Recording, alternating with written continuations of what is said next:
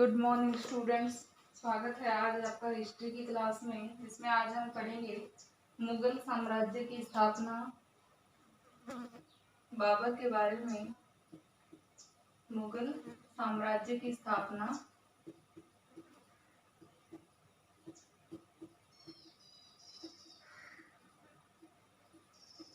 बाबर। जैसे कि आपको पता ही है कि ये फर्स्ट सेक्शन का फर्स्ट टॉपिक है। 16वीं सदी में जो है दो महान घटनाएं घटी भारतीय इतिहास में। एक तो था कि यूरोपीय जो देश थे उनका भारत में आगमन, और दूसरी जो मुख्य घटना थी वो थी मुगल वंश की भारत में स्थापना या बाबर का भारत में आगमन। बाबर ने जो है भारत में आगमन क्यों किया, क्यों वो आया, कहाँ से उसको जो है उसके भारत के बारे में उसने सुना, और वो भारत पे क्यों उसकी महत्वाकांक्षा जागी भारत पे राज करने की, भारत में अपना साम्राज्य स्थापित करने की। तो इसके बारे में आज हम पढ़ेंगे। तो भारतीय इतिहास में मुगल वंश की स्थापना के बाद से ही आगामी 200 वर्षों के लिए जो है भारत की राजनीतिक और अर्थव्यवस्था और समाज को काफी हद तक जो है मुगलों ने प्रभावित किया। और मुगलों के आने से भारत में स्थापत्य कला का, मूर्ति कला का, हालांकि संस्कृतियों जो है हिंदू मुस्लिम संस्कृति का एक अच्छा समन्वय भी देखा गया, और जिससे स्थापत्य कला का विकास भी हुआ, भवन निर्माण कला का विकास भी हुआ। और लेकिन बाबर के आगमन से जो है भारतीय राजनीति में ही नहीं अपितु समाज में भी बदलाव आया। तो बाबर कौन था, सबसे पहले ये जानना जो है हमारे लिए महत्वपूर्ण है। 15वीं सदी के मध्य और पश्चिमी एशिया में जो है महत्वपूर्ण परिवर्तन हुए। तो 14वीं सदी में मंगोल साम्राज्य का विघटन हो गया, और 1404 में तैमूर की मृत्यु हो गई। तैमूर की मृत्यु के बाद जो है ईरान व तुरान को जो है फिर से संगठित कर लिया गया, और 1404 में जो है तैमूर की मृत्यु के बाद उसके पोता शाहरुख मिर्जा ने जो है शासन व्यवस्था अपने हाथ में संभाली। फिर शाहरुख मिर्जा के भतीजे अबू सईद ने जो है शासन व्यवस्था अपने हाथ में संभाली, और उसके बाद जो है अबू सईद के जो है अबू सईद के पोते का भी जो है बाबर था। तो इस तरह से जो है बाबर अबू सईद का पोता था। और बाबर में जो है मध्य एशिया की दो जो है महान जातियों का खून था। जैसे कि उसकी माँ थी जो कुतलुग निगार खानम, वो जो है मंगोल थी, और बाबर जो है पिता पक्ष से तुर्क था। बाबर पिता पक्ष से जो है तुर्क था, और मातृ पक्ष से जो है मंगोल था।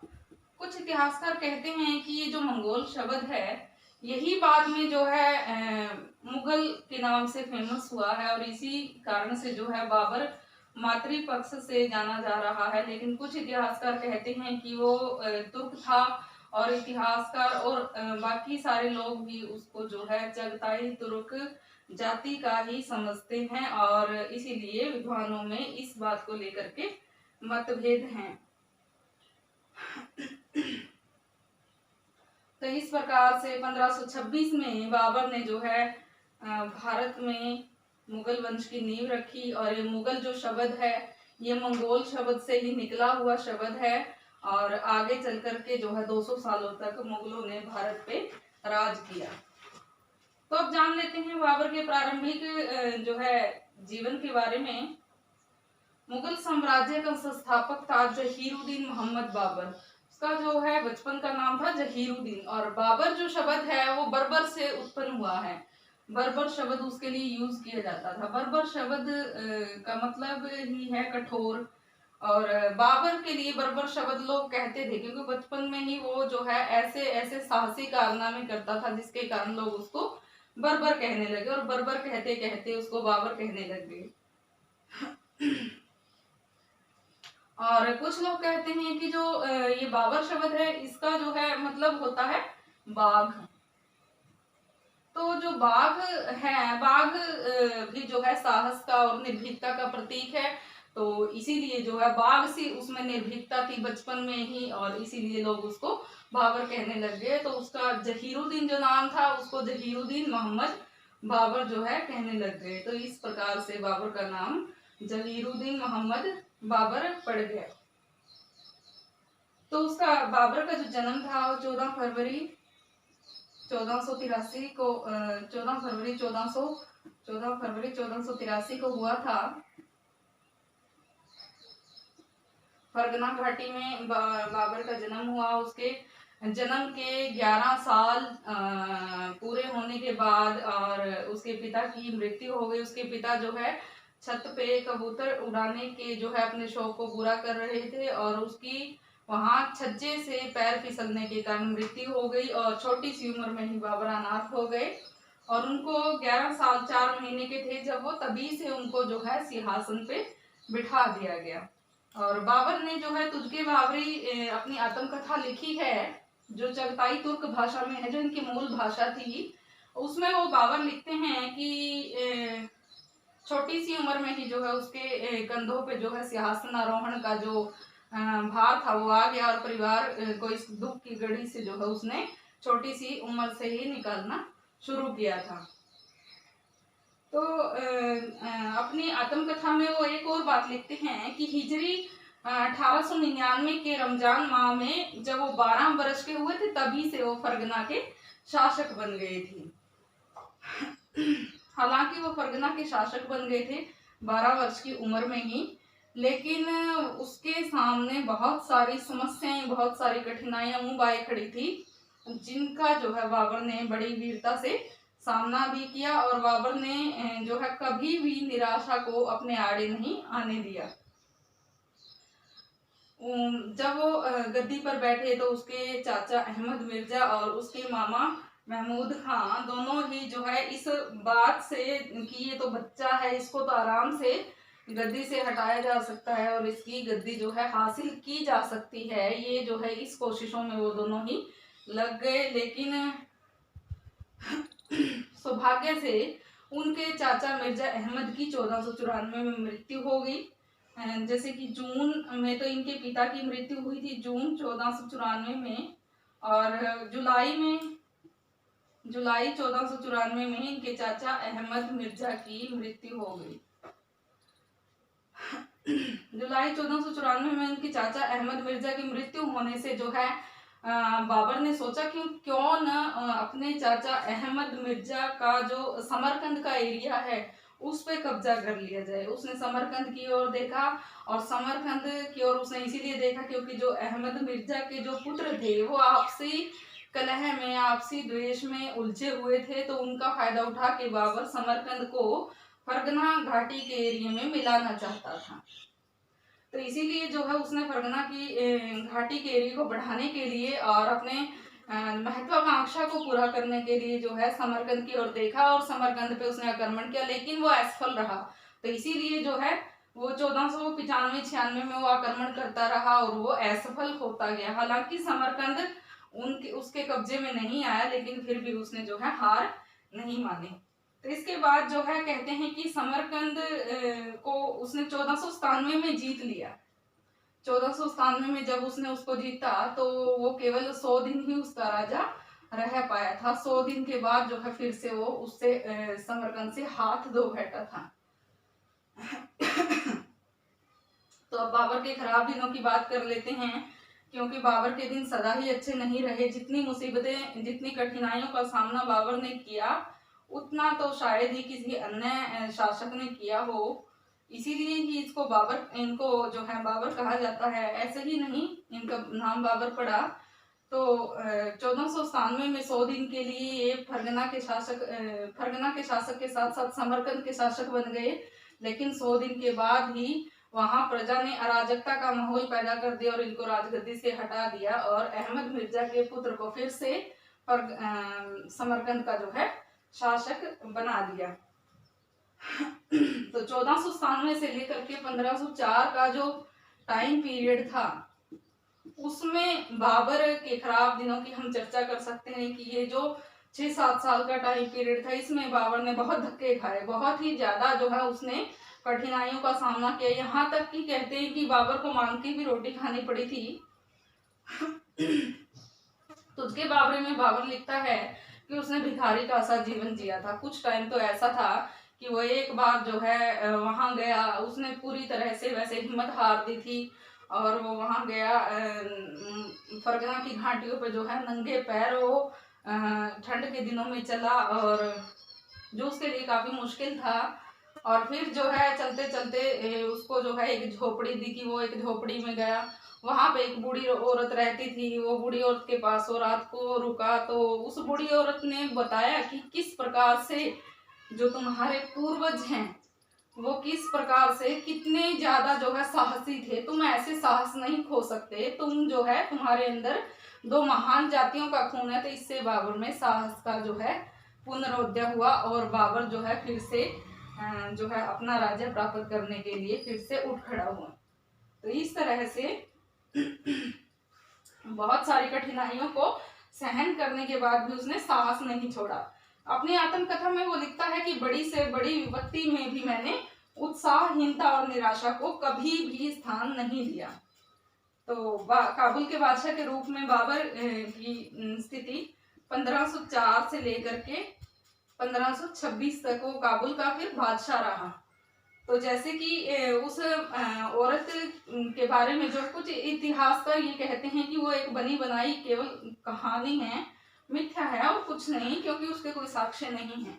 ये बाबर ने खुद लिखा है, ये कोई काल्पनिक बात भी हो सकती है या फिर इसमें कितनी सच्चाई है वो जो है हम सही रूप से मान नहीं सकते हैं।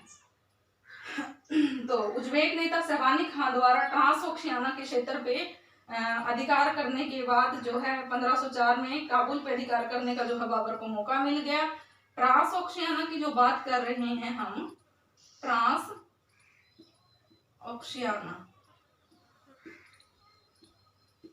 ये काबुल के आसपास का एरिया था और इसको मावरा उन नहर भी बोलते थे, मावरा उन नहर। काफी उपजाऊ एरिया था ये। और इस पे जो है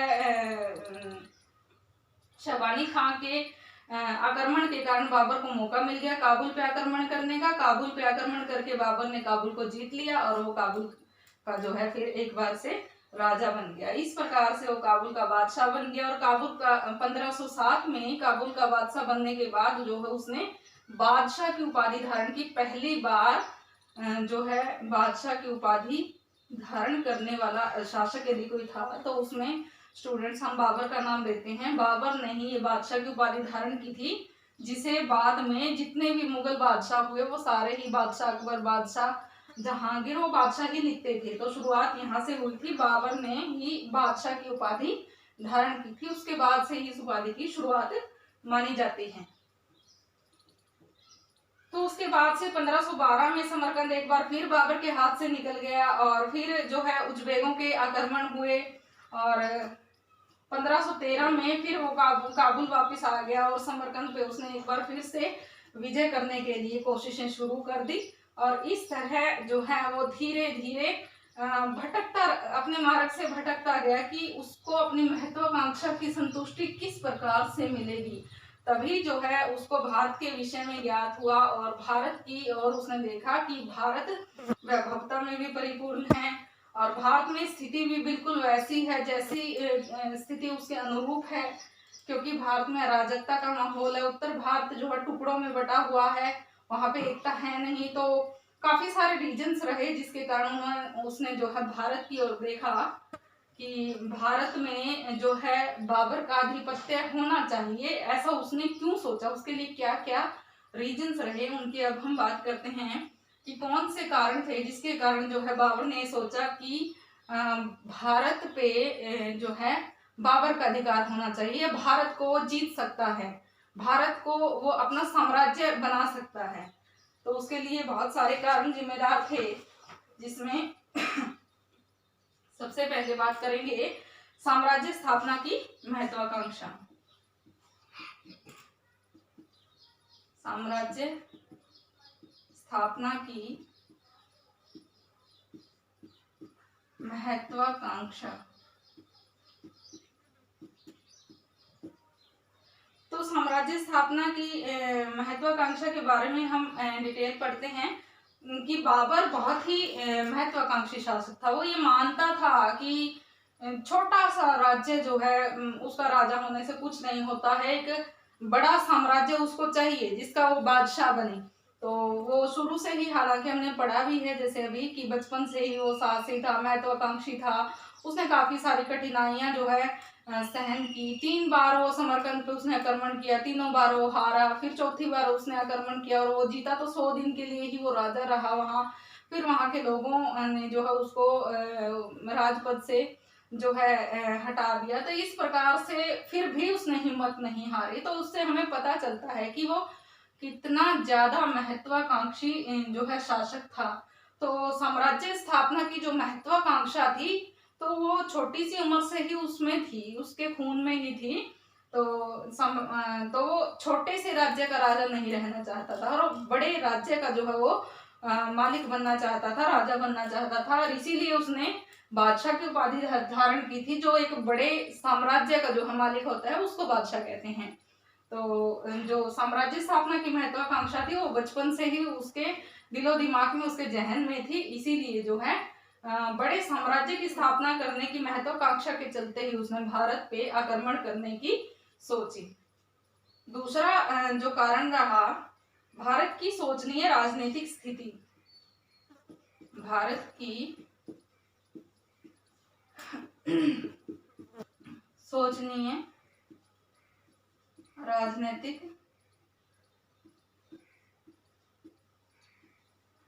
स्थिति। तो भारत की जो राजनीतिक स्थिति थी, भारत जैसे कि उत्तर भारत और दक्षिण भारत की हम बात करें तो दक्षिण भारत में 3 राज्य हैं, विजयनगर, बहमनी और का जो है विजयनगर और बहमनी राज्यों का जो प्रभुत्व था। और उत्तर भारत की यदि हम बात करें, दिल्ली, पंजाब, मेवाड़, तो ये अलग अलग बहुत सारे छोटे छोटे इलाके थे जिन पे क्षेत्रीय राजाओं का जो है प्रभुत्व था।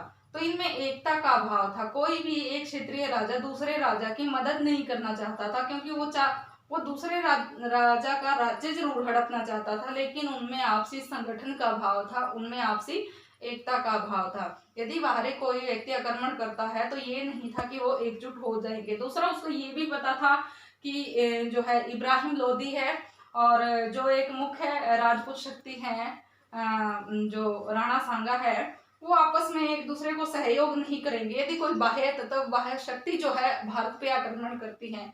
तो उसको इस बात का ज्ञान था। तो उसको पता था कि भारत की राजनीतिक स्थिति कितनी जो है शोचनीय है। तो आपसी जो संबंध है उसमें काफी वैमनस्य है।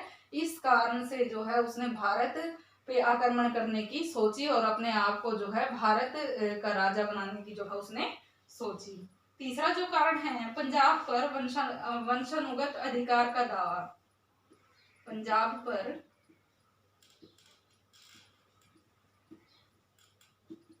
वंशानुगत अधिकार का दावा।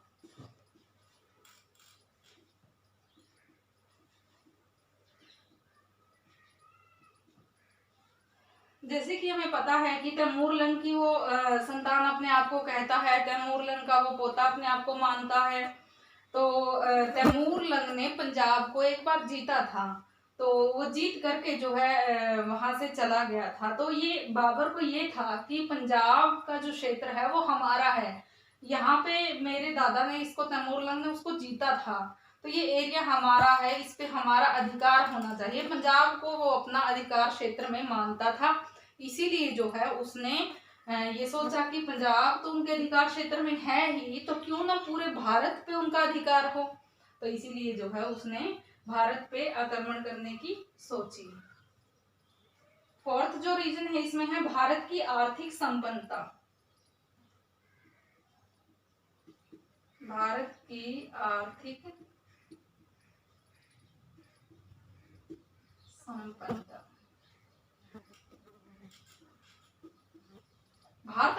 रूप से जो है काफी वैभवशाली था, संपन्न था।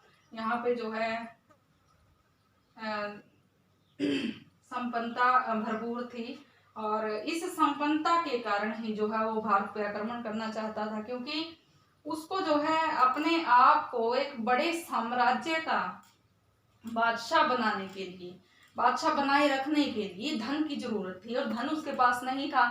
तो उसने सोचा क्यों ना इस संपन्न देश पे जो है आक्रमण कर लिया जाए, और यहाँ की जो आर्थिक संपन्नता है वो फिर तुम्हारी हो जाएगी, और उसके बाद जो है कितने भी बड़े राज्य का, साम्राज्य का जो है तो मालिक बन सकता है। तो आर्थिक संपन्नता को मद्देनजर रख कर के भी जो है बाबर ने भारत पे आक्रमण किया था। पांचवा है बाबर का चरित्र और क्षमता। बाबर का चरित्र और क्षमता।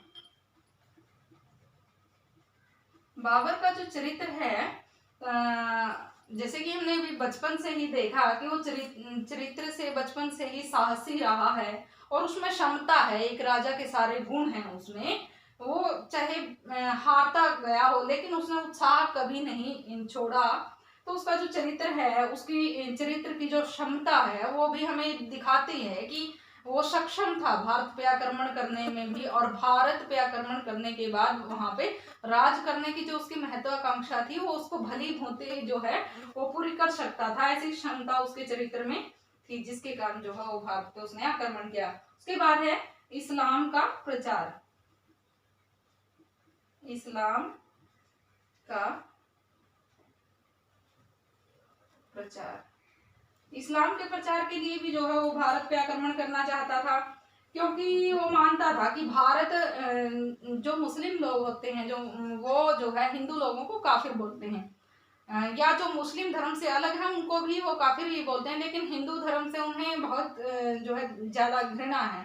तो वो मानता था कि भारत एक काफिरों का देश है, तो काफिरों को का देश है, और काफिरों को वहां से खदेड़ना चाहता था कि काफिरों का वहां पे राज नहीं होना चाहिए, वहां पे मुस्लिम लोगों का राज होना चाहिए, इस्लाम का वहां पे प्रसार होना चाहिए। तो इस्लाम के प्रचार प्रसार के लिए भी वो भारत को अपने आधिपत्य में लेना चाहता था, जिसके लिए उसने जो है भारत पे आक्रमण किया। एक लास्ट जो रीजन रह गया है वो है अफगान अमीरों का, लास्ट जो रीजन है वो है अफगान अमीरों और सरदारों का निमंत्रण। अफगान अमीरों और सरदारों का निमंत्रण।